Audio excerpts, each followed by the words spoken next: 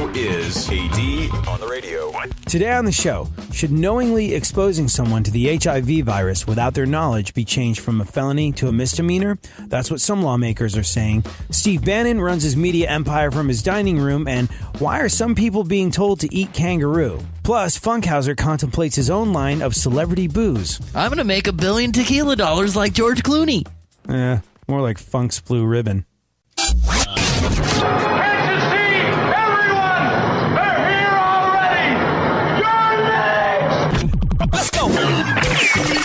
Welcome to the future, where the glass is half full and you'll need new glasses, where you'll be jumping from conclusions. The past is annulled, and a new future is born.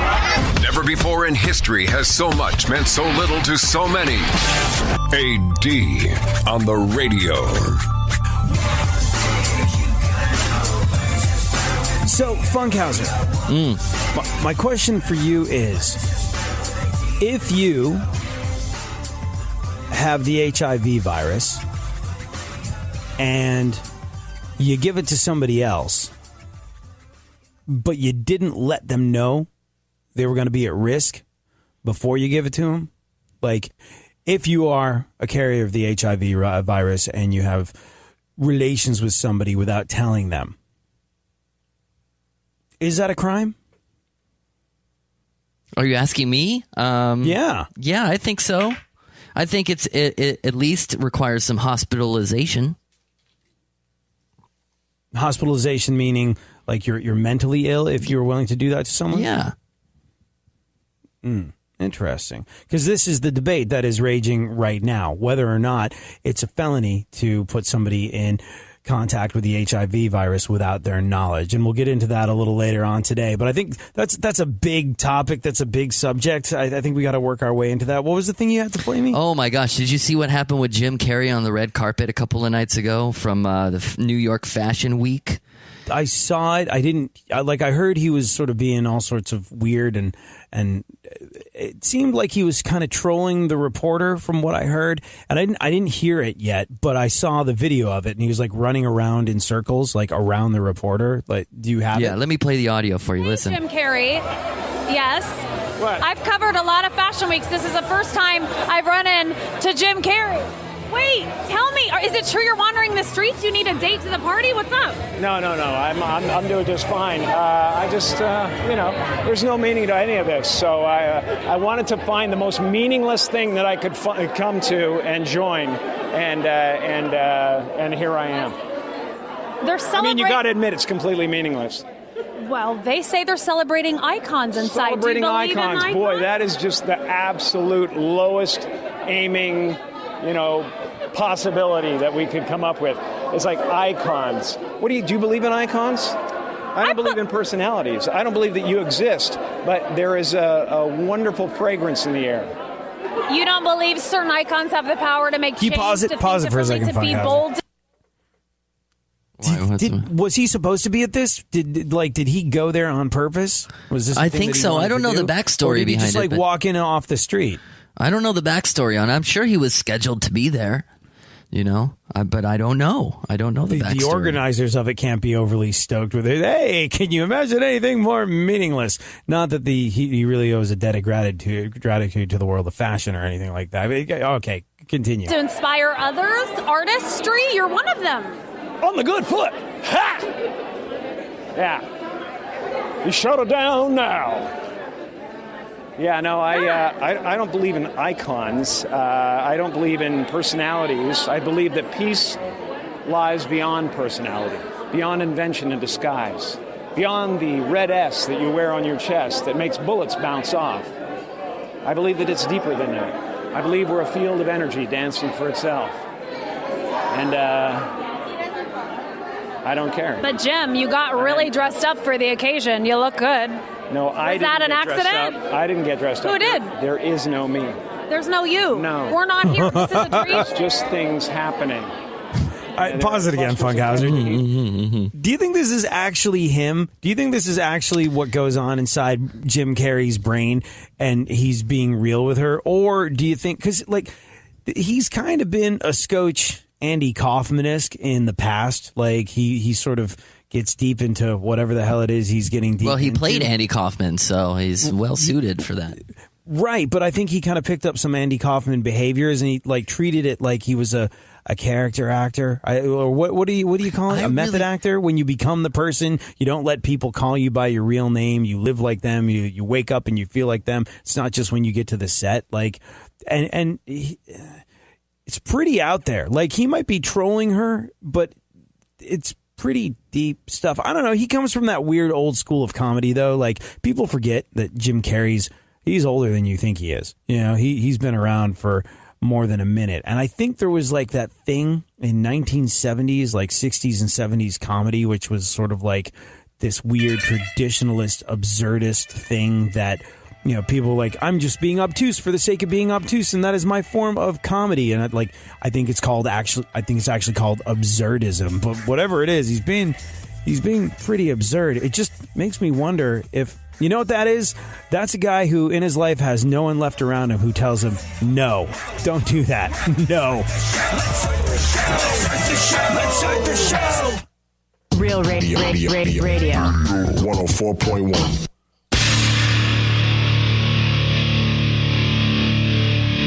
Where the left and right come together for fundamental truths. AD on the radio, on Twitter at ADSXE.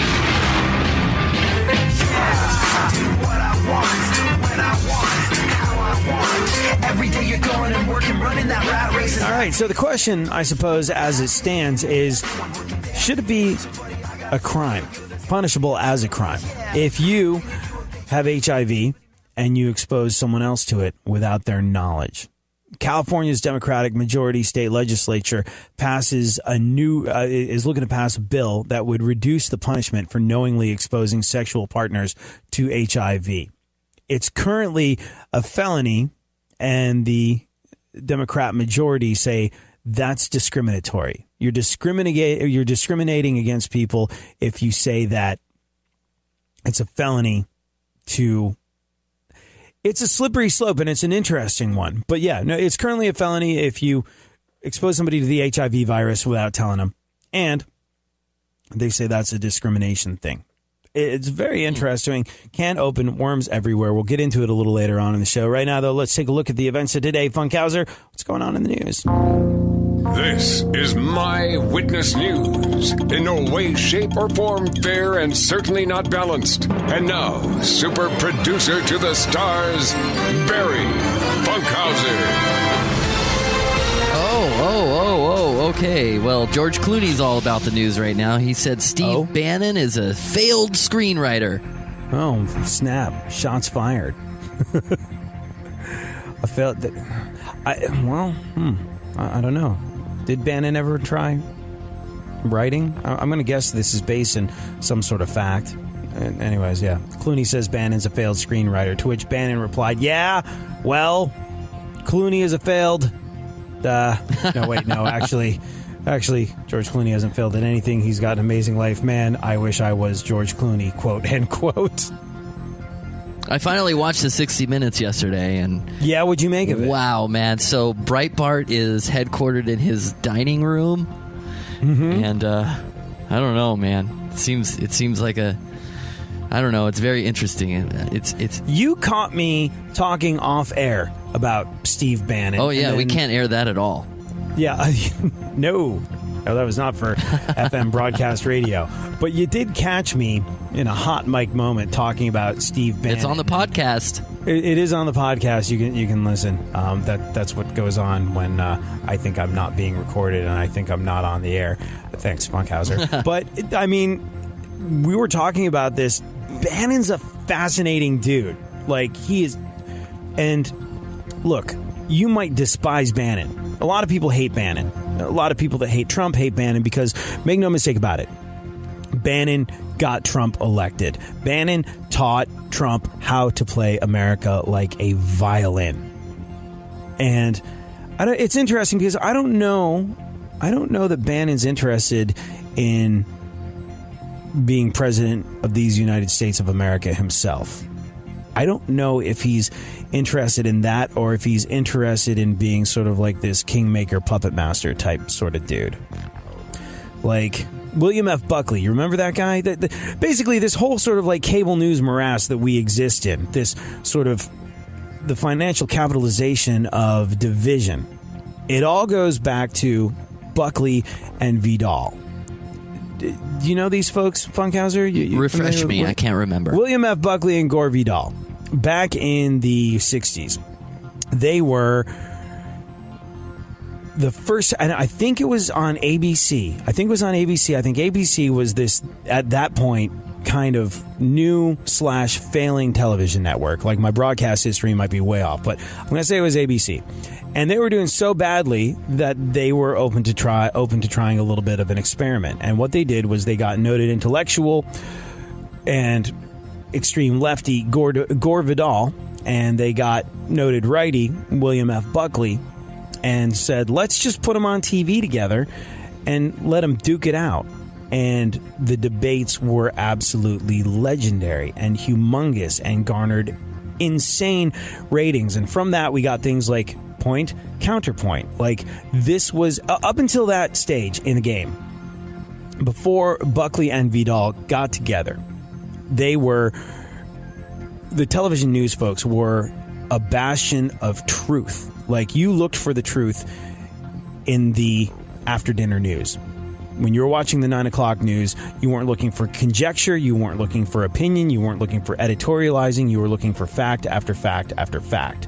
And it was only with the enormous ratings boost that Gore Vidal and Buckley managed to get that all of a sudden they went, holy freaking jeez, there's excellent money in dissent. A little fireworks here. And news stopped being news and started becoming entertainment then. And it's a fascinating and interesting, and when you think about where we're at now, very dark beginning to something that, quite frankly, I'm sure we all wish probably hadn't happened, but it did, and you just can't put the genie back in the bottle in this situation. But Buckley, after this, went on to become a guy who had this magazine, The Statesman, and it was a very right-leaning magazine. It was a political right-leaning magazine. Ronald Reagan loved it, and when it came time to grab credit for getting Ronald Reagan elected, this sort of like maverick guy who wasn't necessarily a politician, spent more time in the entertainment world, but was spotted as being someone who could make a run at being president of these United States of America. William F. Buckley, the guy who kind of started the whole thing, was the dude that was given a lot of the credit for making Ronald Reagan president. And I don't know if Bannon's actually interested in being a president himself. I think he's more interested in being a 2017 Buckley, a kingmaker, if you will, which is basically exactly what he was in Trump's election.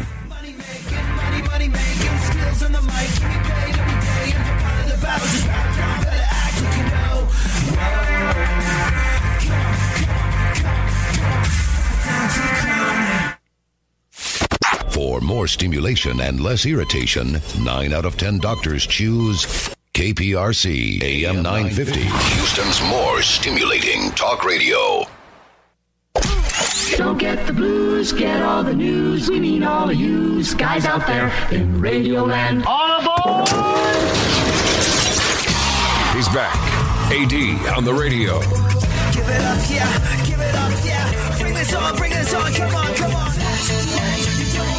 So we'll get into the news in just a second, but, you know, we meant to talk about this for a little bit. You saw the 60 Minutes on Bannon.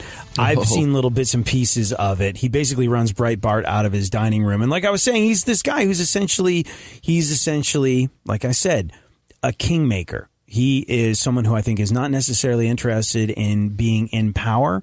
He's more interested in pulling strings. And there's so many people that are just like, Bannon's bad, and therefore he must be wrong. I don't like him, therefore he must be wrong. And people have this dangerous tendency to conflate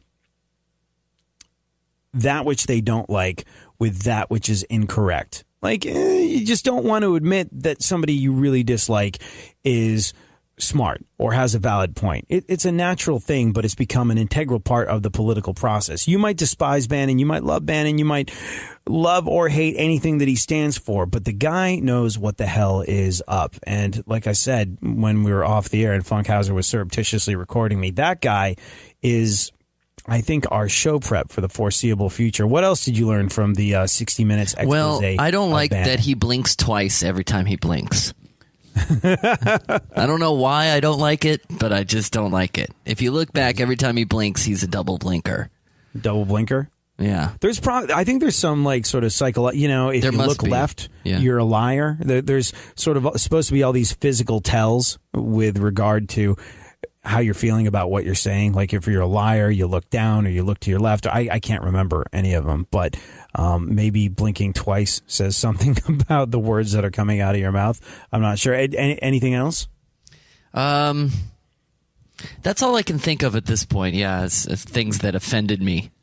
You know, I was used to what he was talking about. You know, that's all normal. I mean, look, we've talked about this on the show a bazillion times, but in case you missed that one, it was Bannon who, like we said, taught Trump how to play America, specifically the American media, like a violin. It was his sort of like nous, his sort of like instinct as a guy that ran his own sort of like independent, successful media empire, i.e. Breitbart, that basically gave Donald Trump a few tricks of the trade that came to getting one over on the competition. And we'll do it before, and we'll probably do it again. We've done it before, and we'll probably do it again. But Funkhouser, what do you think of when you think Hillary Clinton? Crooked Hillary. Ted Cruz? Is he still lying, Ted? He is in a lot of people's minds. You know, we might have to assign a new descriptive word. Poor guy. to Ted Cruz than lying. But let's forget his Twitter oopsie this past week just gone by. When you think of Hillary Clinton, you think Crooked Hillary. When you think of Ted Cruz, you think Lying Ted. When you think of Marco Rubio, you think Little Marco. And it's that thing that we talk about. Bannon taught Trump how to do that. A lot of people immediately got fixed in their mind because he got on stage in front of millions and millions of people during the debates and said, Crooked Hillary, Lying Ted, Little Marco, over and over and over again. And people just, it's a cheap psychological trick, but it really, really worked to his favor. And he had dozens of those things, and they all came from Bannon. And that guy is the guy to watch. And he was kind of boring to me when he was working for Trump. But since he got canned / let go, I mean, look, a lot of people will say that he wanted to get the hell out. And I don't necessarily think that is untrue. But since he has broken from the White House, got fired, quit, whatever the hell it is people are calling it now, this is where it's gotten very, very interesting. He said that Trump will win by a landslide in 2020. And a lot of people are just like, no, you got to be kidding. But bear in mind, he was the one that said Trump could win in the first place. And everyone went, no, you got to be kidding. He said basically, and this is an interesting one to be sure. He said President Trump triggers the left and they can't handle it rationally. And as long as they can't handle it rationally, they're not going to defeat him. It's an interesting point, but he's also basically giving the left tapes from behind the enemy lines by saying just learn how to handle him rationally and you stand a better chance of defeating him. But yeah, unless I am very much mistaken, we're going to be talking about what Bannon says and what Bannon predicts a lot over the next couple of years. And bear in mind, it's not because we're Bannon fans or because we like him or we like what it stands for. It's just he's been right about a lot of stuff. And to deny that is to just stick your head in the sand and go, everything's fine. Everything's fine as a building burns down. All right, Funkhouser, what else is going on in the news?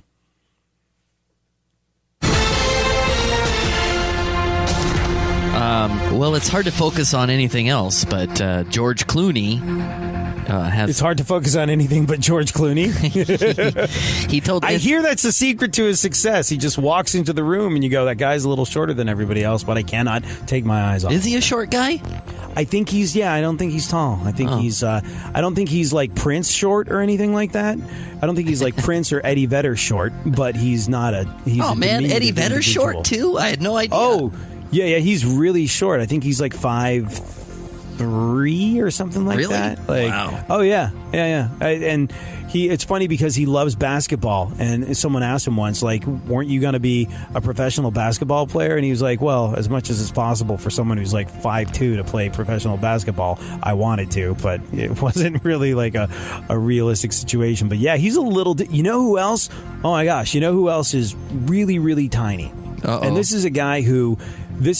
All of his songs are about how he's definitely gonna kick your ass, and he's got a voice like he's a big, tough dude that could definitely kick your ass. Sings in a metal band. Not Disturbed, but sounds like Disturbed. Basically, Disturbed go da da da da da da da wah, and these guys go da da da da da da da rah. Any ideas? Rah. Man. Tip of my tongue. That's great. They get their name from a cold sore. Oh man, This guy who is not tall was talking to a buddy of his, making fun of him because he had a cold sore. He was making fun of his buddy because he had a cold sore, and his friend went, "That's not cool," and he relentlessly picked on him because he had that herpes simplex thing on his lip. Next day, wakes up with a cold sore of his own, and his friend is laughing at him, going, "Ha ha! Oh, you know what that is? That's God smacking you for making fun of me." Rah. Rah! Godsmack. Sully Erna from Godsmack is who sings all these songs about how he could definitely kick your ass. And maybe he could, like the diminutive size thing doesn't necessarily mean that you can't whoop some ass when you need to do the ass whooping. But Sully Erna from Godsmack, if the whole being a rock star thing had not worked out, he'd probably be assisting Santa Claus or living in a treehouse making cookies. That guy is like so short. And you would never think it because he's got the voice of a man who's 10 feet tall. So it doesn't matter then. I guess not. And George Clooney, not a tall individual. Well, he told Entertainment Tonight that if he doesn't get up every 3 hours to help his wife feed the twins, he feels guilty. Interesting. Yet somehow, for over 20 years now, he slept through the night guilt-free after making Batman and Robin. That was not good. He made that? I was disappointed. Yeah. That was he was a one-off Batman. Like that's right. The good Batman stick around for a little bit, but he was a one-and-done Batman. Didn't he make like $1 billion off of a tequila company or something? All those, if you're a celebrity and you can somehow weasel your way into liquor, then yes. No, Sammy Hagar had like Cabo Wabo tequila, and I think is now a billionaire off of it. Like ridiculous amounts of money that he made off of it. There may or may not have been more than one booze that George Clooney was involved in, but do you remember? I think it was like The Talk or The View or one of those like female-oriented daytime talk shows that Danny DeVito went on a few years back, and he was clearly drunk out of his mind, and he hadn't been to bed yet. Did you ever see that? No, And he was just like, he was completely blotto and having absolute humongous amounts of fun, letting the world know that he was a blotto and that he hadn't been to bed yet. And they're like, "Have you slept?" And he's like, "No, been out partying with George Clooney. Yeah, me and George hit the town." He was like, "Things get a little blurry after that 8th or 9th limoncello." And like limoncello, I guess, is some sort of like fancy Italian drink. And so the whole thing of him going on TV talking about getting blitzed with George Clooney on limoncello, I think led to Danny DeVito and George Clooney having their own brand of limoncello liquor, and they sold that for just vast sums of money. Yeah, I remember I was driving by an 18-wheeler, and the trailer had George Clooney's face on it. And it confused me greatly. Well, there you go. Perhaps it was full of limoncello. Have you ever had a limoncello? No, I don't know what's in it. I think it's some sort of lemony liquor. Lemon and something. It immediately conjures up a really expensive version of Mike's Hard Lemonade or something to me, but it's like Mike's Hard Lemonade for rich people. I wonder what that's like, though, to just be able to go on TV and be like, limoncello, and all of a sudden you've got your own liquor brand because you went out and got it's like these little decisions that people in positions of vast amounts of power make That's just that luck and smart. Huge, but they have huge effects. Like I heard that the guy that the guy that comes up with the recipes for McDonald's, right? Like say McDonald's salads decides to add 1/2 of one cherry tomato. To the chef for McDonald's decides to add 1/2 of one cherry tomato to the top of a McDonald's salad. Well, at the rate they sell food, you've just affected the economy of entire countries with that 1/2 of a cherry tomato. It's like it's insane. I could never. Well, if live you with had the myself. power to do that, if you got on The View, what would you promote? What would I promote? What would be the product that you would want to see, like that you could magically create out of thin air, like Danny DeVito? What would be your limoncello? A Mets World Series win? I don't know. Like, can you? That's a little more difficult, I think. Yeah, no, that's a lot more difficult based on how this season has gone. But oh God. Oh, so depressing. No, I'd have to think about that because I'm not an overly materialistic individual where I can't think of any kind of vanity brand. I'd probably make like a pillow or something that is a relaxing. Pillow? Yeah. Something relaxing. That's good. Yeah. Maybe if I could have a brand of unbelievably comfy sofas, then I would do that. You know, sofas or beds. I take my relaxing pretty hardcore. Like, everything in my home basically costs $1 because I just don't give a crap. Like, I don't. Except for the couch and the bed. Because, like, I have problems sleeping. And also, when you get an opportunity to relax, you want to be able to relax, not shove around trying to get comfortable. So I am, I'm currently in a 30-year plan to pay off my bed and couch. So if I could get my own bed and couch situation by just mentioning it on The View, then that might be what I would do. All right. Sinead O'Connor was on Dr. Phil. Oh, yeah. If only for the opportunity to be around someone with worse hair than her.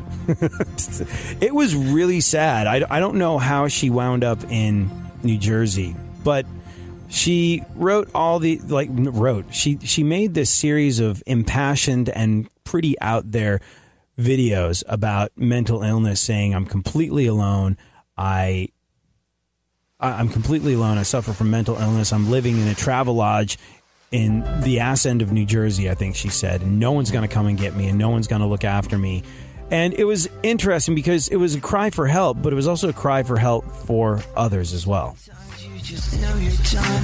You're longing for that shining sun. You walk these streets most every day. You're waiting to get washed away.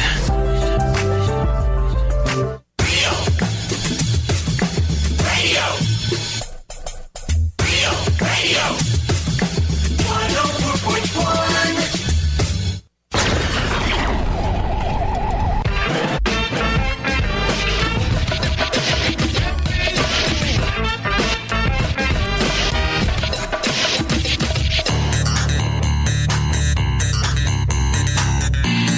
Now, more AD on the radio. Back once again, the ill behavior, delivering and giving you my musical savior. Back once again, it's your boy AD again. So we'll get into the whys and wherefores of the legal question That's of a tough exposing question, someone too. to the HIV virus a little later on in the show. The question is, should it be, as it is now, labeled a felony if someone exposes somebody else to the HIV virus without telling them? To me, it's a very clear-cut answer, and I can't believe that there's any sort of humming and hawing about this, but we'll take a deeper look at the situation a little later on. But yeah, you were saying Sinead O'Connor was on Dr. Phil? Yes. And I didn't see it. I don't know exactly what happened, but I do know that Sinead O'Connor has stuff going on. I don't... Like Scott Stapp kind of stuff? Well, I think Scott Stapp... I'm not denying that Scott Stapp has mental health situations that happen on a regular basis, but a good chunk of Scott Stapp's problems, I think, come from meth. and various other drugs that he likes to ingest in rather large I thought you quantities. said math for a second. No, and not thought about math. it for a second. Math. Yeah.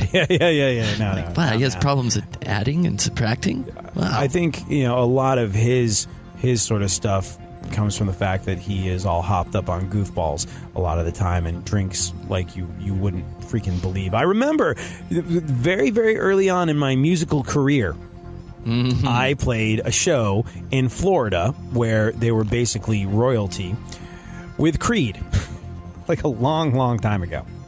And it was interesting because all I knew about Creed were they were this huge band, and they were very, very Christian. And he was there, Jesus Christ posing in all the videos and getting Jesus-y haircuts. And, that thing in that one video where he floats in the air and sticks his arms out like he's on a crucifix and he's like 6 feet above the stage is like, that's fairly deliberate imagery that you're playing with there. You must feel really confident in your holy rollerness. Like, you must feel like you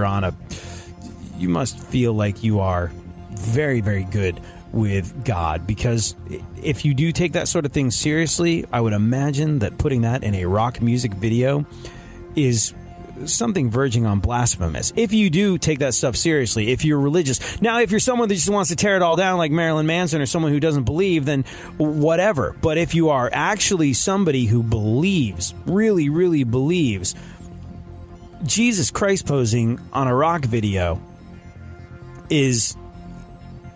that's a bold move and a slippery slope, my friend. And so I really just thought they were unbelievably religious and pious, and I figured it was probably communal wafers backstage. And dude, that guy was blitzed out of his ever-loving mind when we played with him. And I was like, that he doesn't seem very Christian in the way he's going about rocking. It was weird, and there were groupies aplenty hanging around, and I was like, again, this doesn't seem like it observes the tenets of the Christian rock music that he claims to be all about. And so I think a lot of that had to do with drug and alcohol abuse as opposed to being out there. Sinead O'Connor, I don't know, and I don't know the name of the situation she's got, but she definitely has some mental health issues. And when she was shooting these videos from a Travelodge, she was saying, in New Jersey, where she'd been living, she was saying, I'm all alone. Nobody will come and get me. Please, somebody come and get me. And eventually someone, I think, went and got her. But the one thing she said that I thought was actually kind of cool was and you look in her eyes and she's not well and she's calling out for attention and there's so much despair there and it's sad.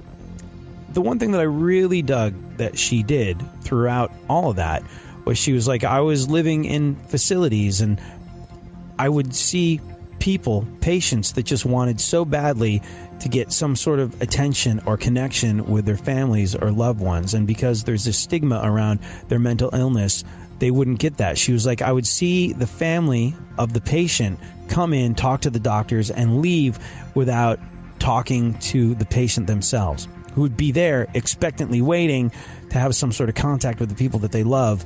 And she was like, please, we just want to be loved. And, look, it's a sweeping statement for her to speak for all of the mentally ill, but she brings up a valid point that we talk about over and over again on this show, and that is,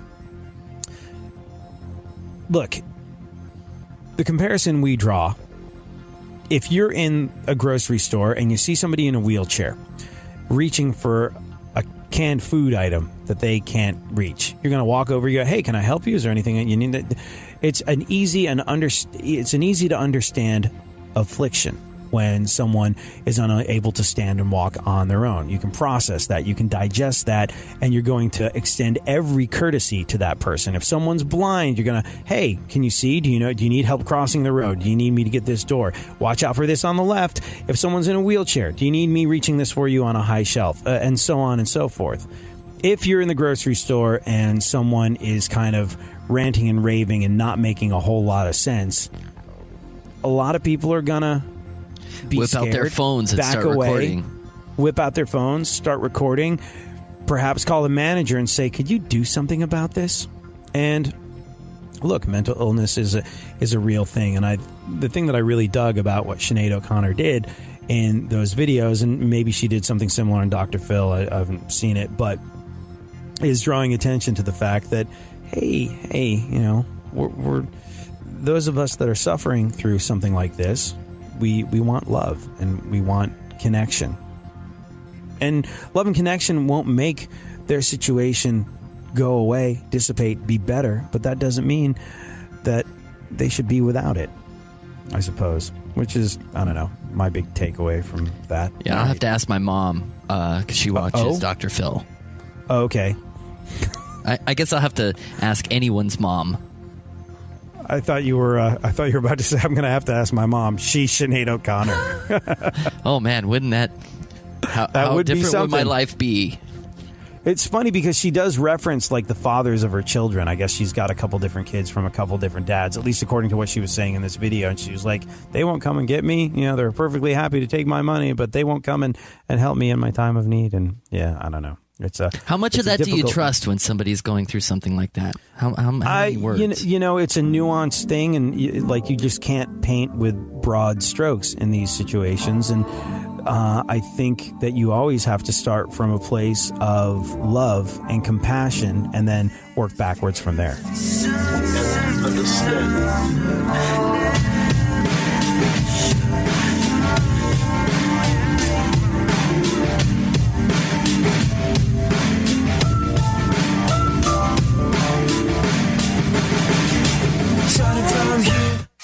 Leave the stimulation to the professionals. Everyone is so smart.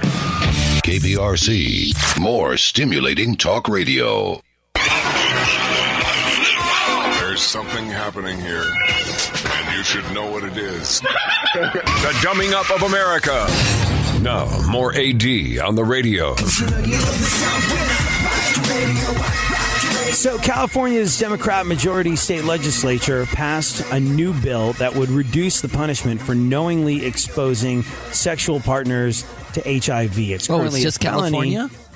I don't know if it's just... it looks that way at the moment. It's a state thing. It's a states' rights situation. So it's currently a felony, and people are saying that's discriminatory. Yes or no? Should it be viewed as a crime if you knowingly expose someone to the HIV virus without telling them? We'll get into that a little later on. Right now, though, let's finish up what remains of it. Hill Dog's in the news. Hill Dog. She, in her new book about how she lost the election, comes out. It's out. What's it called again? See, I made a joke that you missed a couple of days ago. I said it was called If I Did It, which is the O.J. Simpson book. It is? Right. Yeah, but it's something like that, like If I Had Won, or... isn't it called What Happened? Yeah, What Happened. That's sure. What Happened, yeah. Okay. So, what now? It comes out. It's out. We can buy it. It's her book about how she lost the election, which, by the way, skews me the hell out. It just really does. Like, it's that whole notion that every single politician... they're either in it to win it or they're on a book tour. And they're perfectly happy taking your campaign finance money to back their book tour.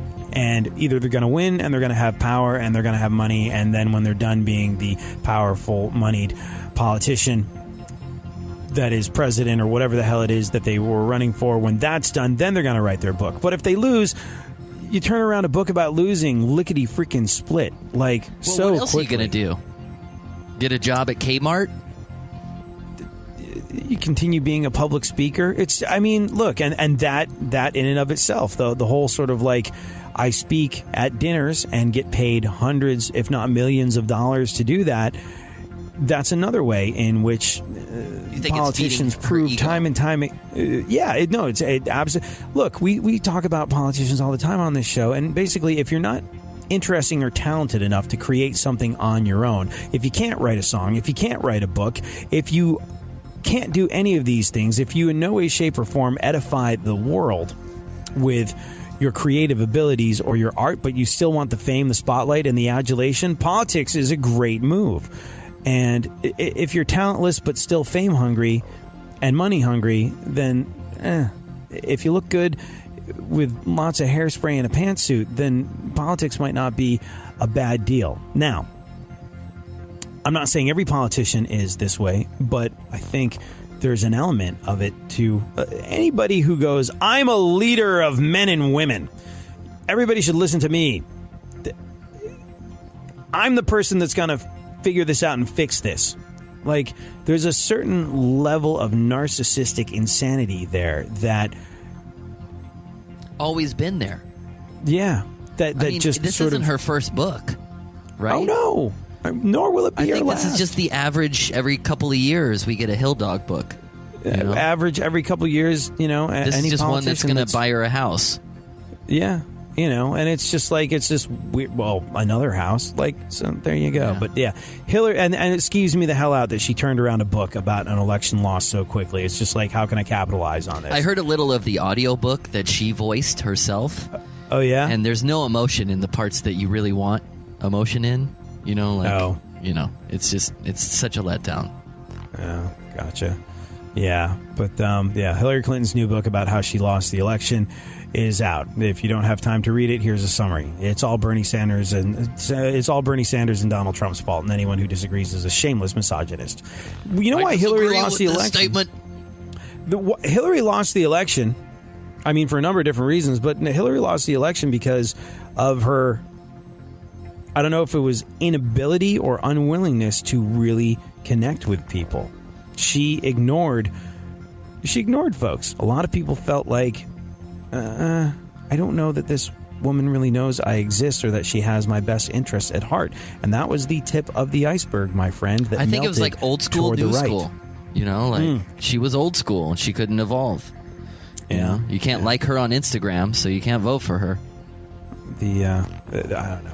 Yeah, but she's got a media tour going, right? Yeah, she launched her media tour to promote her new book. Hence all the smiles on the staff at your local pantsuit warehouse.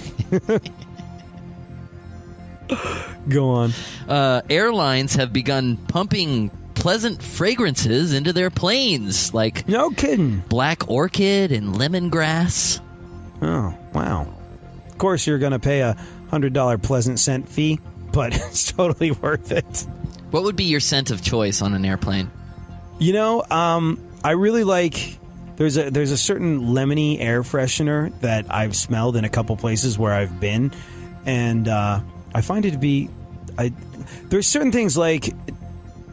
I'm not a big believer in the idea of aromatherapy, but, you smell certain things and you feel certain ways. The olfactory situation that goes on in your cranium is a complicated thing, and a lot of people regard it as a pseudoscience, but it doesn't matter. I smell lavender, I feel relaxed. That lavender, like as a card-carrying insomniac, lavender is supposed to be this thing that puts you to sleep, and I put lavender spray on my pillow before. I'm not ashamed to admit it. I don't think it makes me any less of a man. Did it help? And it is kind of calming and relaxing. And then sort of like, I think they have, like, last time I got a massage, like you walk into the back rub place and it was a sort of citrusy smell that made you feel zingy and alive, and I kind of dig that. So it depends. If I'm looking to catch 40 winks on the plane, I'll go with the lavender. If I'm looking to feel invigorated, I will take the lemon. So perhaps during the flight they can pump out the lavender, and then when it's time to get up and go to your destination, they can make with the citrus. There's a whole job for that, probably. Can you imagine getting that job? Yeah, picking the fragrances. I pick the fragrances on the airplanes you fly on. It pays great. The lemon verbena, yeah, that was me. You like that? You're welcome. Oh, man, Australia's in the news finally. Australians have been told to hunt and eat more kangaroos because their population has doubled. This is actually fascinating. Yeah, instead of chicken, beef, things of that nature, Australians have been told as an alternative source of protein to eat more kangaroos. They're supposed to hunt the kangaroos because they've gotten to a point, like Funkhouser was saying, the population of kangaroos in Australia has doubled, and there are serious ecological ramifications. And It's an interesting one because a lot of people are looking at kangaroo meat now as an alternative protein, as something that might be a little bit more viable and sustainable. And then other people, especially vegans, are all sorts of upset. Australian vegans are reported to be hopping mad. Have you ever had kangaroo meat? I don't think so. I don't think so either. I'm trying to think of the weirdest burger I've ever had. There's something called a meat pie that you can get that is very rare in Southern California, or in America, but you can find it. It's like Australian meat pie, and I can't remember if it's made of kangaroo or not. And it's got, well, I mean, so like in England and in Australia and places like that, there's the idea of a pasty, like a Cornish pasty, and that's sort of like a meat pie, and they make them with all sorts of different types of meat. So I don't know. I wonder if kangaroo meat is legal in America. Like, I think the strangest thing I've ever had, I've had an ostrich burger. I've had like an egg elk. or no, like it was made of ostrich meat. How'd it taste? Was it rough? No, it wasn't bad. Like, but it was one of those things where it was seasoned heavily, and I'm like, what would this really taste like if it wasn't slathered in aioli or whatever the hell it was this gourmet burger place was trying to push on me at the time. So I don't know. I think maybe it didn't taste as good as beef. You know, like, here's the thing about beef. The reason a lot of people eat it is because it tastes good. Like venison, like a lot of people eat venison, deer meat, but the folks I know that eat a lot of venison, sort of people that love hunting and whatnot, that hang out in the Midwest and do that sort of stuff, they'll go hunting, and they're very sort of conscientious about what they kill. They use every last part of it. It's really... How much time do we have left, Funkhouser? 4 minutes. We got time for one more. We should probably get on to this. But the thing that... Let me just finish up what I was saying about hunters. Interestingly enough, a lot of the people that I know that hunt are way more conscientious about the food that they eat. Because they're doing the gruesome stuff, because they are involved in it's not just something that shows up in a plastic container at the grocery store. Because they know how that meat got there, they tend to be a lot more respectful of the process and significantly less wasteful of that sort of thing. It's an interesting contradiction where a lot of people I know go, that's absolutely savage. I'm like, is it not maybe a little bit more savage to want to eat your McDonald's and not know where it came from, as opposed to being conscious of exactly what it is you're doing, what died for it, and the fact that you're putting that in your body? I don't know. All right, so California's Democrat majority state legislature passed this bill that would reduce the punishment for knowingly exposing sexual partners to HIV. The plan that would reduce the crime of knowingly exposing a sexual partner to HIV without disclosing the infection from a felony to a misdemeanor now heads to Governor Moonbeam Brown's desk. It was introduced by San Francisco's Governor Senator Moonbeam? It was introduced by San Francisco's Senator Scott Wiener, who says that the current law discriminates against those who have human immune deficiency viruses, or HIV. It's the precursor to AIDS, because exposure to other communicable diseases is a misdemeanor. He says that right now HIV is singled out for uniquely harsh treatment as a felony. Oh, there's a reason it's singled out for uniquely harsh treatment as a felony. It could kill you. It's effectively, if you put someone in a position where they could wind up with HIV and eventually AIDS and die, that to me is tantamount to murder. And possibly premeditated murder. Now, look, I know a lot of people are going to say this is discriminatory, and, why should you be forced to disclose this sort of thing just because you want to? Hey, this is the real world for a second. If you could potentially kill someone by being with them in that way, then you're damn freaking skippy. It's a crime to not let them know.